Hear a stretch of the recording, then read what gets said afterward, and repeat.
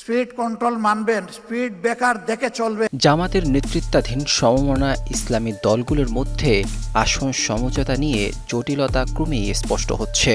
৮ দলসহ সম্ভাব্য নতুন শরিকদের আসন দাবির সংখ্যা গিয়ে ঠেকেছে ৩৪৮-এ, যা জাতীয় সংসদের মোট ৩০০ আসনের চেয়েও বেশি।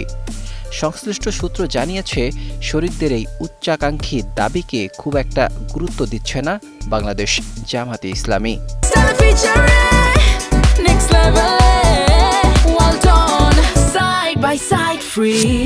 সম্প্রতি দৈনিক যুগান্তরের একটি প্রতিবেদনে উঠে আসে চাঞ্চল্যকর তথ্য, যেখানে বলা হয় জামাতের দায়িত্বশীল একটি সূত্র জানায় সমমননা ৭ দল আগে থেকেই ২২০টি আসন দাবি করেছে। এর মধ্যে ইসলামী আন্দোলন বাংলাদেশ দাবি করেছে ১২০টি আসন। বাকি ৬ দল বাংলাদেশ খেলাফত মজলিস, খেলাফত আন্দোলন, নেজামে ইসলাম পার্টি, জাগপা ও ডিবিপি মিলে দাবি করেছে আরও ১০০টি আসন। এর বাইরে আরও ২-৩টি ইসলামিক দল জোটে যোগ দিতে আগ্রহী, যাদের দাবি যুক্ত হলে মোট আসন দাবি দাঁড়ায় ৩৪৮টিতে।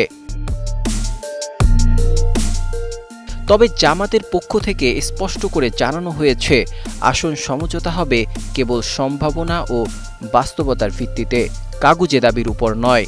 জামাতে ইসলামের সহকারী secretary general doctor HM. Hamidur Rahman Azad বলেন, সবাই তাদের মতো করে চাওয়ার জন্যই চেয়েছেন। সংসদের মোট আসন ৩০০, আবার আমাদেরও প্রার্থী রয়েছে, তাই আলোচনার মাধ্যমেই সমাধানে যেতে হবে। তিনি আশা প্রকাশ করেন, ২-১ দিনের মধ্যেই সমঝোতা চূড়ান্ত হবে।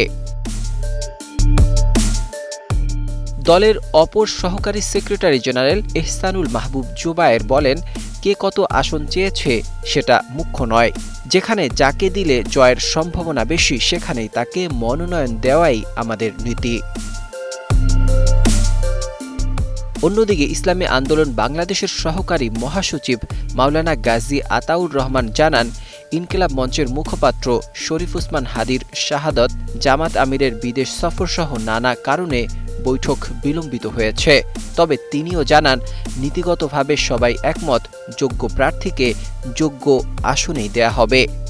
বিশ্লেষকদের মতে, শরিকদের এমন দাবির বিপরীতে জামাতের জন্য সবচেয়ে বড় চ্যালেঞ্জ হল সবাইকে একত্রে রেখে বাস্তবসম্মত সমঝোতায় পৌঁছানো।